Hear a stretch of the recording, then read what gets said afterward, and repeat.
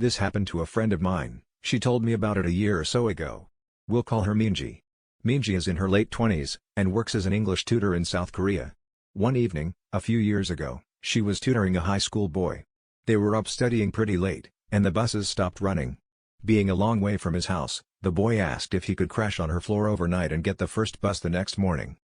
Minji was very reluctant, because inviting a teenage male student to stay the night didn't sound like a great idea, but he was begging her and eventually she relented. They went back to her one-room apartment, and she got into the bed, while he laid a blanket out on the floor, and they both fell asleep. A few hours later, at maybe 2 a.m., the boy wakes Minji up. "I'm really hungry," he says, "let's go get some food." Minji opens her eyes and looks up at him in disbelief. "Food? Now? It's 2 a.m., go back to bed." But the student insists, "No, I'm so hungry, let's eat something now." She tells him that there's some ramen in the kitchen, and he can fix himself some. This doesn't satisfy him, he doesn't want ramen. "There's a 24-hour place just down the road, let's go there." Eventually, after several minutes of persuasion, the boy gets Minji to come with him to the restaurant. They leave the apartment and head out.